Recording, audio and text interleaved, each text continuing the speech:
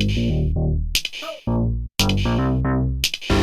up, everyone? This is Bevan with Den of Geek. I am here with Scott Snyder, who need not be named because everyone on this channel should know who he is. Scott, how are you doing today? I'm good, but let me also say, Den of Geek, you guys have been so kind to us over the years, like since I started.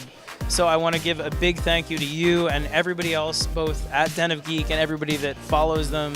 You guys are awesome. We really appreciate it. You've been incredibly supportive of us, and it means a lot. You are my favorite person ever to interview right now. Thank you so much, Scott. Do you think Batman kills? No, I 100% do not. I'm very, very firm on that.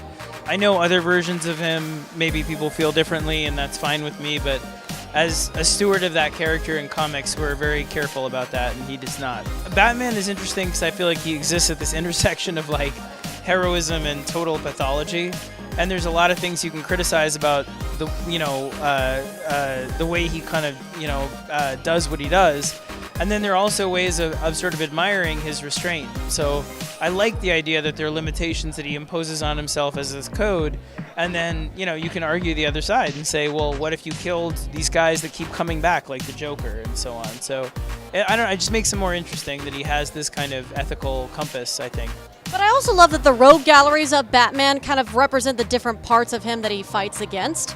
Oh, completely. I mean, I think that's why it's such a vibrant rogues gallery is, Two-Face, sort of an extension of the duality of the character, and Joker is what if he fell all the way into madness, and so each one of them, and even Penguin has this kind of bizarre connection, I think, to the fact that he's this rich boy that's kind of playing in the streets, and Penguin is a character who was supposed to be sort of high class and was thrown out, so they all have this really interesting sort of, corollary, I think, to his psychology and his upbringing, and so it's what makes them so poignant, I think.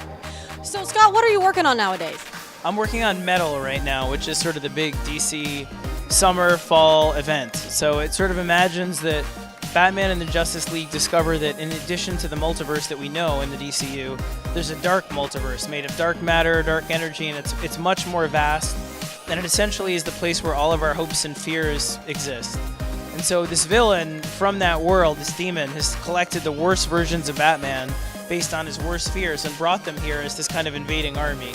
So it's really fun. You get like Joker Batman with this Batman who laughs.